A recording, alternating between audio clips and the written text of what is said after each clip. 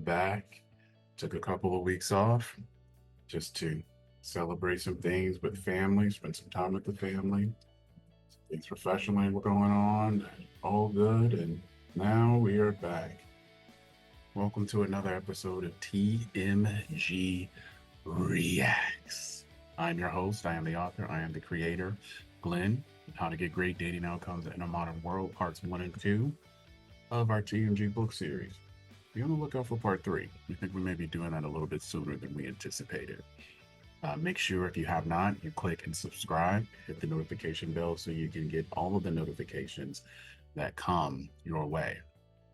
So you've seen the thumbnail and we have a doozy. I actually was going to do this one a couple of weeks back, but we decided not to. And I'm going to take it off screen, take myself off screen because this is the most important thing.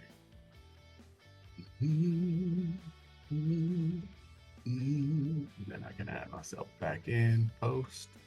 Hallelujah. So that's where we are. Labor force participation. Now, if you know anything about what we do here at TMG, what we're looking to do is to help people get the best dating outcomes as possible. Men, one way that you're able to achieve a better dating outcome is through economic advancement and empowerment. You can't be a brokey out here trying to get a woman to buy into your plan. What is staggering on this is showing that there is a big decrease in the number of men that are working age and eligible. They're not working. The participation rate is below 70%, and it probably at the end of the decade will be at 60%. So that means 6 in 10 men are not actively participating and looking for a job or the labor force.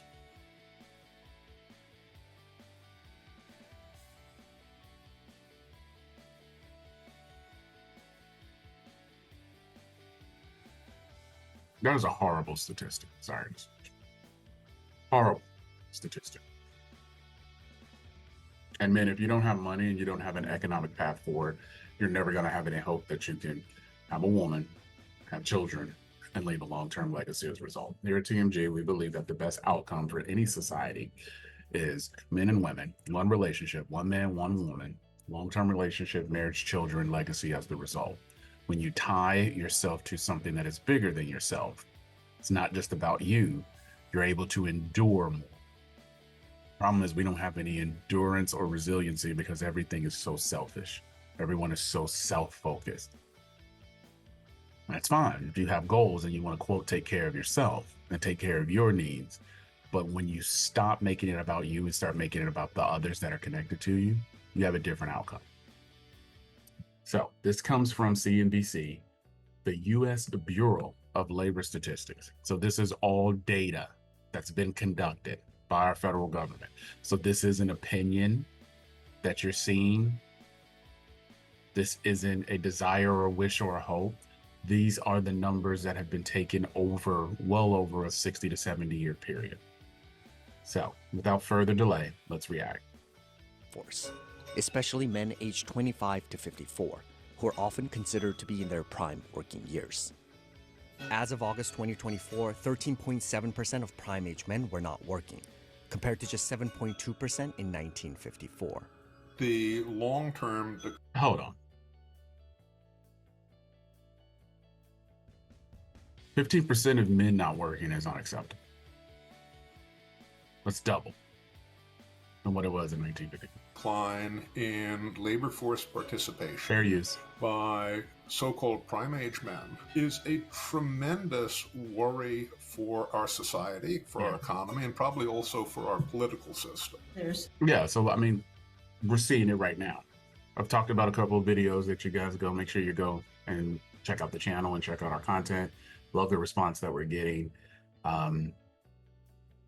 It's not a coincidence of what you're seeing in the US in particular showing up politically. We have men who are hopeless, and when you're hopeless, you're more prone to believe conspiracy theories. A surplus of prime age workers who could be working and aren't, and that's this puzzling problem. The unemployment rate for prime age working men sat at 3.4% in August 2024. This number primarily includes those who are unemployed and looking for a job. But about 10.5% of men in their prime working years, or roughly 6.8 million. My question is, what are they doing? I mean, if you're not looking for work, and let me preface it by saying this, I know that 15 years ago, we did not have a gig economy. If you needed extra money, you had to commit yourself to an organization and work their shift and their schedule. You guys, for the last 9 years, have not been doing that. You guys don't work for an employer. You guys are gigging. So gigging allows you to get income and bring in money without the responsibility or the commitment to the organization. That is a problem, because then when you need to go get a job from an organization, you don't know how to be an employee. And deliver me from the toxic nature that being an employee is bad. You can't be a boss without first being a good employee. You can't deal with client needs if you can't deal with the business client needs. And you guys are missing a big opportunity on the proving ground on how to go after and get skills in the marketplace by your refusal to jump into the labor market. 11% not looking or not working means that you're gigging or you're on some type of government subsidy, or worse yet, as a sim, you're dependent on a woman to take care of you. And again, this is only focused on men. We're not talking about women in the workforce right now. Men nationwide are neither working nor looking for employment, compared to just 2.5% in 1954. What's surprising is it's not a COVID phenomenon. It's not a recession phenomenon. And for every prime age man who is unemployed and looking for a job, there are more than 3, and some years 4, who are neither working nor looking for work. So what's driving men out of the workforce? And if left unchecked, what impact will it have on the U.S. economy? That's actually a real. Nearly half of prime age men out of the workforce cited obsolete skills, lack of education. Shout out, fair use. Shout out to CNBC, because this is probably the best content that they produce.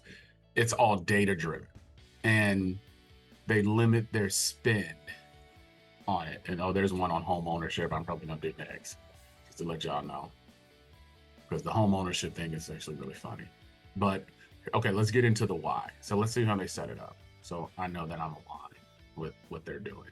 Economic impact and solutions. I'll deal with the solutions. I don't care about their solutions. Why some men aren't working.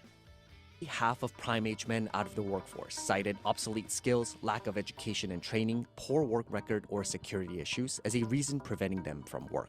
Education is a very important Partisan predictor policies there. of a prime age man's odds of being out of the labor force. The big impacts are on the non-college educated groups on their ability to enter and stay in the labor market. Men who are not college educated leave the workforce at higher rates than men who are. At the same time, fewer younger men have been enrolling in college over. All right, so hold on. Fewer men are enrolling in college. We know that. I've done that and talked about why that's impacting dating outcomes. But high school educated men have a lower participation rate than bachelor's degree in some college. Got it. Yeah. Leave the workforce at higher rates than men who are. At the same time, fewer younger men have been enrolling in college over the past decade. If you look at the geography of where the most prime age men out of the labor force are in particular, they tend to be in places that have experienced manufacturing declines. They used to graduate with a high school education and have good, stable jobs. They weren't glamorous jobs. They were, automobile factory. Right. Ooh. We talk about this in the book as we get into how we got here in chapter 1, part 1. We talk about how the dating outcome became worse. It was an economic change. You were able to go to high school, work a job in a plant in your local town, get married, have 5.7 kids with one woman, buy that house, buy her a late model car every year, and then you retired in 1985. Can't do that now. The fact that an auto worker at any point in our economic engine in our history was able to care for a family of 6 and they live comfortably, and home ownership rates were at a higher percentage, and marital rates were higher. Divorce rates were much lower and almost non-existent. There was something that structurally changed. And economics lead to dating outcome. If your economics are off, or are down, or below market value, you're not going to get the outcome you want then.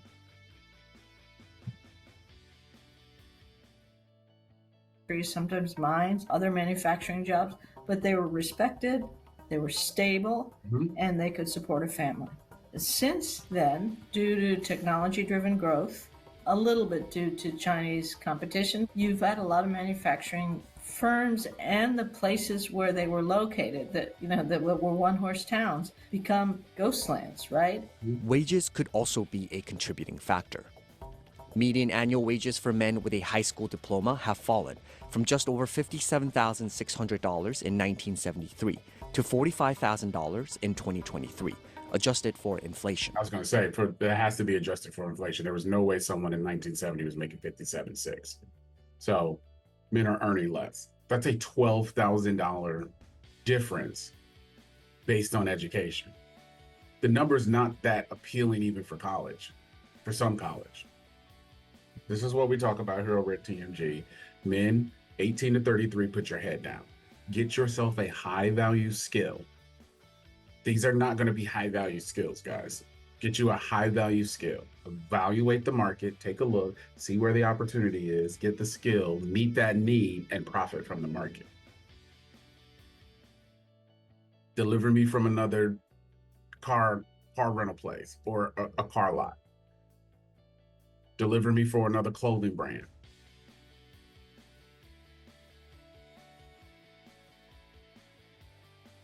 We need more doctors. We need more accountants. We need more engineers. We need more architects. We need more nurses. All these are high-value skills that the market is begging. And in most instances, companies and schools are giving incentive for you to go learn the skill. You don't even have to go to college to be a nurse. You can just go to the trade school. We need more mechanics because all of these cars are basically iPhones with wheels. And the iPhone is better quality in most instances. You know what I'm saying? So the median annual income based on education has changed because the male 25 to 34 in 1970 was working in a plant. He was adjacent to a plant in a town where plants were heavy. That's why the Midwest has been ravaged.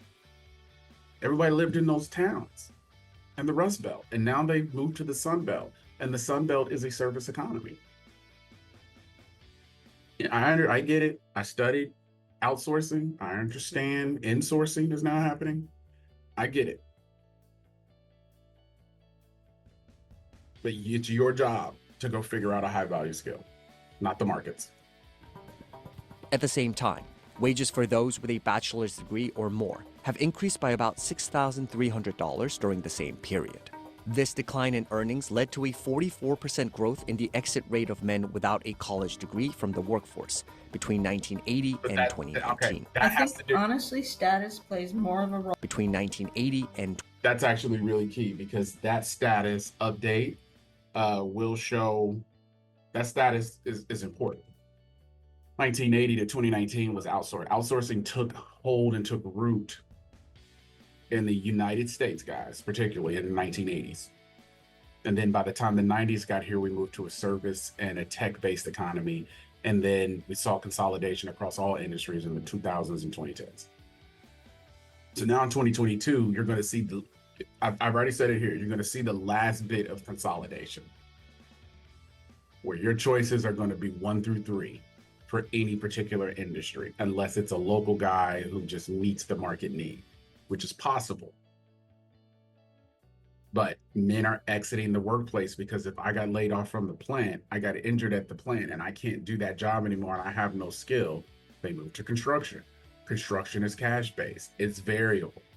Depending on where you live, depends on how busy you will be.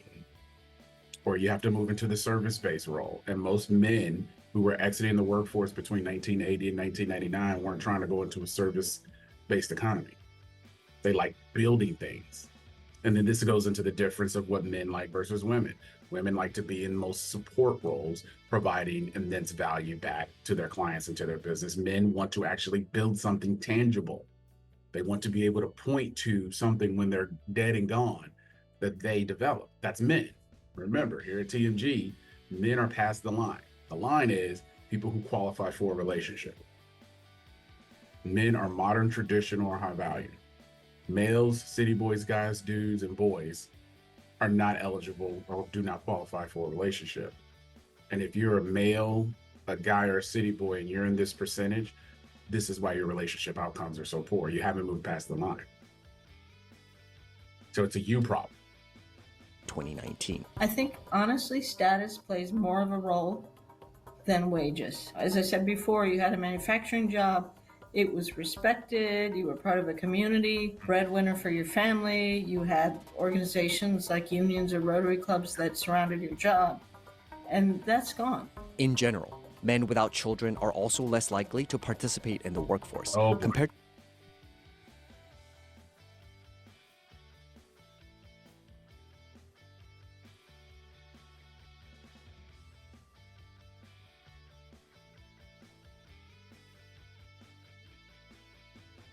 to men with children, especially men without education or training after high school. What we have seen is a huge rise in the proportion of prime-age men who've never been married, and a very, very significant decline in the proportion who are currently married and have kids at home.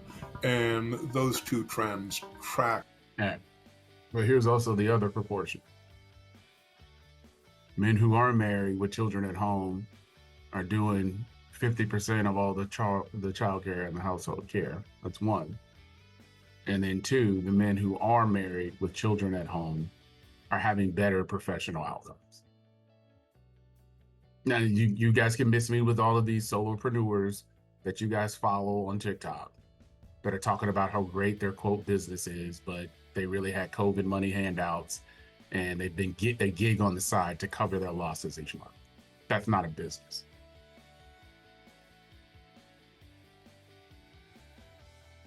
I need to see the stat.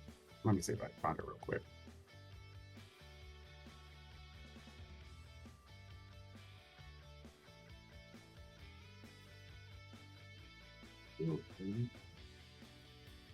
Comparing better the marketplace. I don't know what's up with this keyboard. I just did a big investment in all this stuff.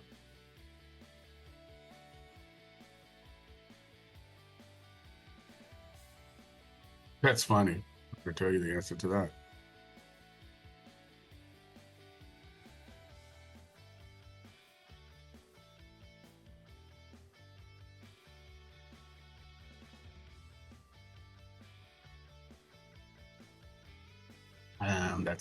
That's not a data point that I'm able to point to. Yes, population reference.org.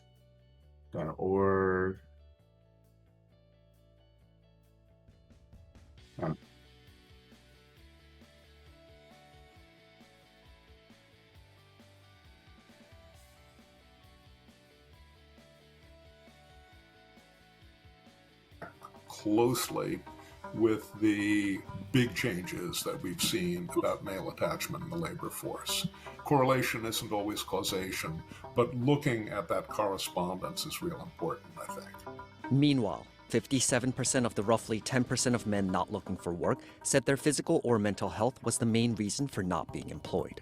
Okay. With 55% citing a disability, serious illness, and/or receiving disability benefits. The whole question about the... All right, that's what we talked about. So if we're not talking about men who are unable to work. If you have some physical ailment or limitation, that whether it happened through childhood, adulthood, or through work, we're not talking about that group of men not looking for work. That is the reason we have the disability benefit, to help you get through. We're talking about some of y'all that ain't working. Y'all don't have any diagnosis. Y'all just don't want to work. The mental health piece is another challenging piece. The mental health, it seems like based on this report and looking at the data, it's just harder than it's ever been. And people are just, men in particular, are getting worn out by that. And so they're just taking a break. Health and the mental health of male workforce dropouts is an extremely important and I think concerning one. Distressing proportion of the men who are out of the workforce say they're using pain medications every day. A 2017 research paper estimates that an increase in opioid prescription between 1999 to 2015 led to about 43% of the decline in men's labor force participation rate during that period. So then you have to ask, what sort of pain are we talking about? Are we talking about physical pain?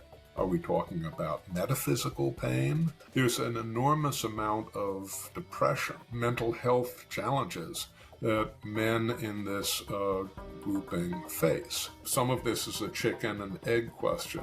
Did you drop out because you were feeling sad? Or are you sad because you dropped out and you're living on the couch? Unemployment is really terrible for people's well-being. Often people adapt to all kinds of negative shocks, losing a kid, being widowed, whatever, and eventually kind of come back. But long-term unemployment is one of the worst things in terms of that. So what you have... I will say that what was dealt with in the 2000s was underemployment. So you had a bunch of people, and I was a part of this group, that ran and got a four-year degree, and then you stayed and got your master's degree. No one paid you for that extra master's degree. They paid you as if you were a four-year college grad with 1 or 2 years experience. And they said having you with an MBA or a master's was a plus. Now, so underemployment does impact men significantly greater than the statistics show. If a man has a four-year degree plus a couple of years of advanced degrees, maybe 1 or 2 advanced degrees, and then they find themselves in a service job, that is going to have a negative impact on just their outcome professionally, and then ultimately their dating outcome. It's a kind of scarring effect, and it's worse for men because their identity is much more wrapped up in their role as a worker. Change. I feel like the society is trying to make that the change. What do we say? We say that men who qualify for a wife, he has 4 P's. Provision is the first one. Your identity as men is tied up into what you do and what you produce. That's why when you say, hey man, he's the senior director, people put their chest out. He's the senior vice president, they put their chest out. He's the small business owner, he puts his chest out. That is a part of his identity. And as much as sign language is used, shame, insult, guilt need to be right. To get that off of men, you're not going to change the biology. Men's declining workforce participation could potentially leave a lasting impact on the American economy. It means slower growth of the economy, obviously. It means bigger wealth gaps within our society. It certainly will have an impact on our productivity, and probably already is. The U.S. has been experiencing a severe shortage in labor, still missing 1.7 million Americans from the workforce compared to February 2020. Okay. That's a you problem. So the 1.7 million that's missing compared to February 2020, COVID happened. COVID was already present in the US in 2019. And if you were sick in 2019 and they couldn't figure out what it was and it was pulmonary or respiratory, it was COVID. So just know that. 1.7 million, but that doesn't take into consideration the job growth we saw in 21 and 22, and now the mass layoffs that we continue to see. So we're still at a net loss of 1.7 million men in the workforce. What are y'all doing out there? Don't tell me I'm applying to jobs. Okay, if you're applying to ghost jobs, that's a you problem. What skill are you working on? Let's go.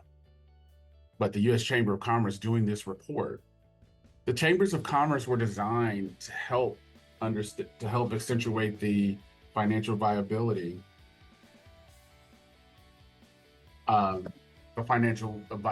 of just local markets. And then it's supposed to create commerce and transactions between business entities and consumers. But if they're saying that there's 1.7 million people missing, and they're taking into consideration the jobs reports that were positive in 21, 22, and then 23, we saw a change, especially led by consolidation in tech. Where are all these people? What are they doing all day? 20. The McKinsey Global Institute estimates that U.S. GDP could have been $296 to $442 billion higher in 2023 if the country had been able to fill its job vacancies. However, some experts suggest the impacts of men leaving or never entering the workforce could be more sector-specific. You need young men coming in wanting to replace those people going out. And so if men have primarily been in more manual labor, more blue-skilled and skilled trades, if they're older and they're leaving in their retirement and there's not as many young men coming in, both because of declining cohort sizes, but moving in a different direction type of careers, we're going to be losing that sector of productivity. Despite a steep rise in federal funding, the infrastructure sector hasn't been able to find enough workers, with the construction workforce shortage surpassing 500,000 in 2024. We are a little concerned about the impact that inflation is going to have and has had on the movement of infrastructure dollars into the actual productive activity. Having a shortage of men in construction is going to raise a problem. The trend could have a There's also some economic factors here, guys. I don't need as many men on his job site as I did 15 years ago. The technology is better. The techniques are better. And then look, the elephant in the room is immigration steers a lot of those jobs to immigrants, first generation immigrants. In 2003, I believe George W. Bush said jobs that Americans don't want to do. And he got flack from both sides. So construction is probably the best. Look in your local town and see who, when you roll past a job site, who's on the job site. Police officers. No one wants to be a police officer because of all of the woke ideology. You used to graduate high school, go be a police officer and have a great career. Nobody wants to do it anymore. They're begging people. They got billboards off of Interstate 40. Join Metro. $75,000, $5,000, $10,000 sign-on. So you're like, are you kidding me? You're starting to see the economic impact of this, and it's just not pretty. It's not sustainable. The slide about the GDP, let me go back to that. What did he say? 296 versus 442 billion. So if there were the 1.7 million people, or men in particular in the workforce, there would have been $500 billion generated. I agree with that. Because if the jobs are filled, commerce is moving. Money's moving. It's a lot of the things, man, you guys don't understand business. It's about keeping things moving. If you own a small business, it's about keeping your trucks moving. If you own a call center, it's about keeping your phones ringing. If you own a doctor's office, it's about keeping patients coming in and getting better. You own a hospital, you need sick people coming in, getting better and leaving. You need babies born. That's commerce. Commerce is not printing money and then going to social media and saying that you started your own small business when you got $680 a week for a 24-month period. And then some of it is just like, I know the answer. Y'all just at the house, y'all here, y'all watching channels, y'all watching Netflix, y'all consuming. You guys are door dashing and Uber eating yourself into a stupor, and you need to get moving. Men in particular, this is your call. Higher sociopolitical impact as well. It'll get worse in ways that we would not like. I mean, I think it would lead to more premature deaths, but it will also likely lead to radicalization and polarization, because this is a frustrated, left behind group with no options. There are problems that government can address and problems that government can't. Here we go. One of the first functions that beats out policy is economic growth. You have a strong economy, you're going to have increased wage structure, and it's going to bring people back into the market. More than a quarter of prime-age men not looking for work cited insufficient pay as a reason preventing them from work. And nearly half said competitive pay, salary, compensation, and/or bonuses was a very important factor when considering whether to enter or return to the workforce. For the young, better training, skills training, better some form of post-high school education, encouraging that, maybe even subsidizing that. I think part of the youth mental health crisis has to do with what's next. What's AI going to do? What am I going to do? Are there any stable jobs? I can't afford college. All those questions all come together. And so models... I mean, college was for a third of the population. And then everyone bought hook, line, and sinker in mid-2000s to today. I need a college degree and I'll have a set life. That's not the deal model anymore. The deal model is high-value skill, identifying a need in the marketplace, fixing the need, and profit with integrity. I have stated that the best path for most men in America, post high school graduate, everybody needs to graduate high school, is trades. The trade schools, the local community college has all the trades. The local trade school center associated and connected to your high school. Those paths, we have people that are HVAC techs that are making $150 a year. Install technicians and electricians making $200,000, $300,000 a year. Plumbers making $500,000 a year because nobody wants to do the job. And you mean to tell me as a man making $500,000 a year cleaning up other people's ish has no dignity? That's because the third of the men who used to be in college still respected the other third of the men who were in the trades. And then let's just put the other third in some form of public service or military. Those are kind of the three buckets.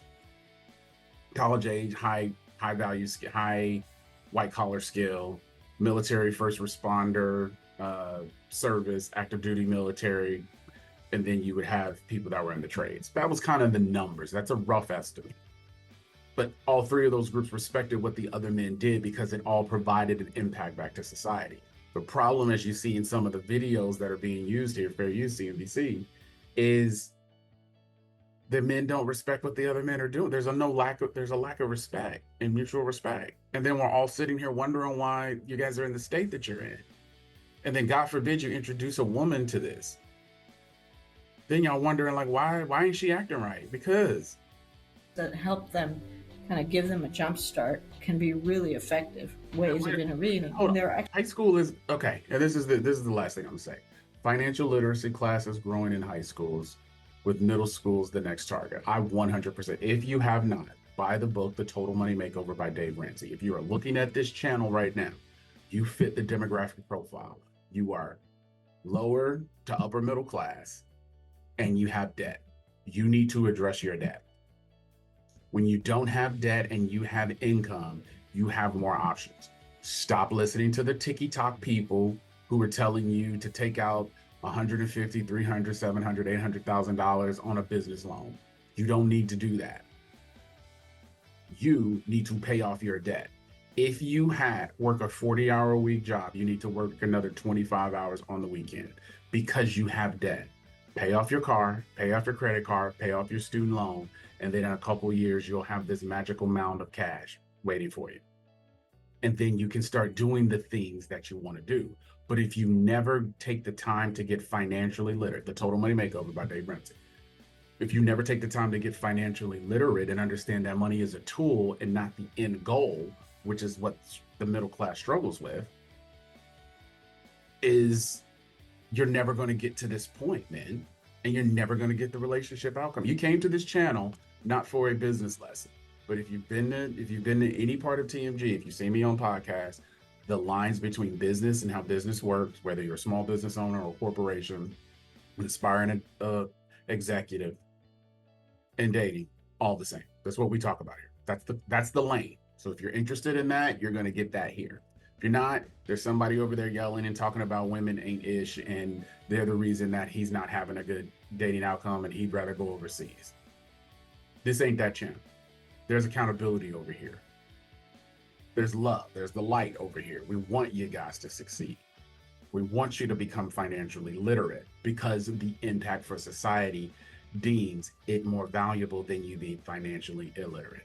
I'm done. Actually, now really promising programs in high schools which teach kids financial literacy. They teach them about equitable entrepreneurship. They teach them about how do you foster better mental health as part of the workplace. And it seems to inspire kids to go on to college, right? Because they sort of see a pathway where they didn't see it before. 29% of men out of the labor force said that training and educational programs was another important factor in considering a return to the workforce. Having the type of commitment from the employer to train and retain and offer upward mobility for workers, I think will be very important. Trying to figure out more about career pathways in the labor market and not just the education side. So how is it that someone moves from first job, next job to best job? How do we help people understand and navigate?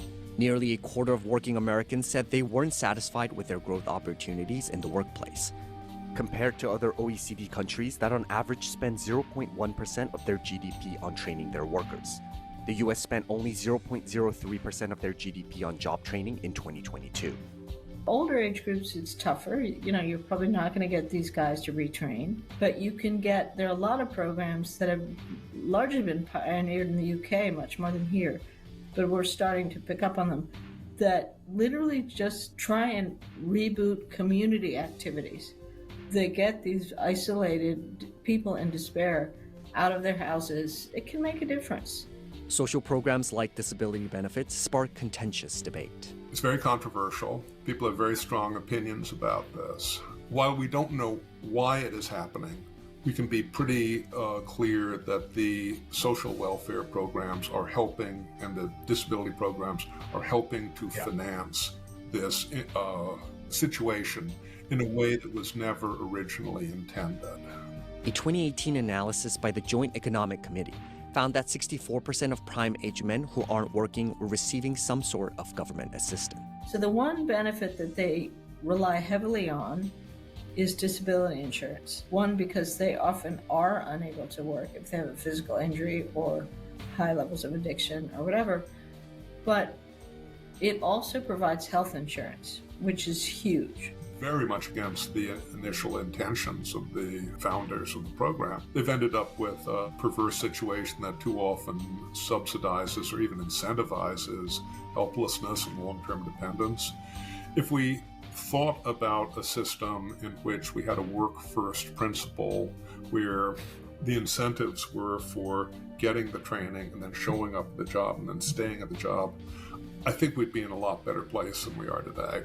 However, some experts remain doubtful about whether altering the benefits program will lead to meaningful results. I think until we deal with the deeper problem of ill health, ill mental health, these guys aren't going to respond to incentives.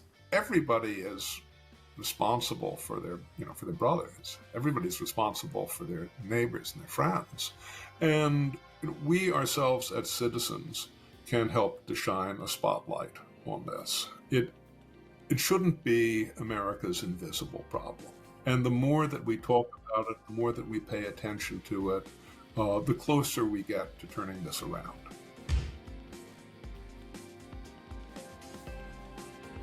Yay. So, I want to know what y'all think.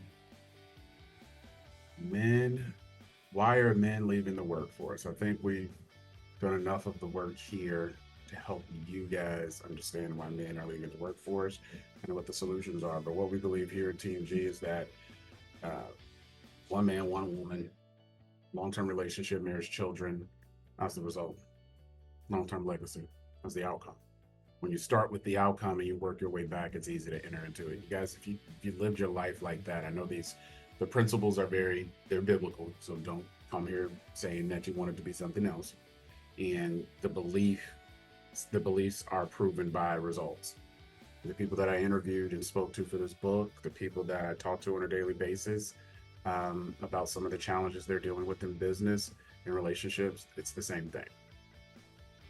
So make sure that you click and subscribe, you hit the notification bell, let me know what you think. If you're a man and you've left the workforce, what are you doing? let us know. Drop us a link to your social and your business, your mixtape, all that. I'm your host, I am the author, I am the creator, I am Glenn. How to Get Great Dating Outcomes, Part 1 and 2, available on Amazon. Thank you for all of your attention and your time today. Have a great rest of your day.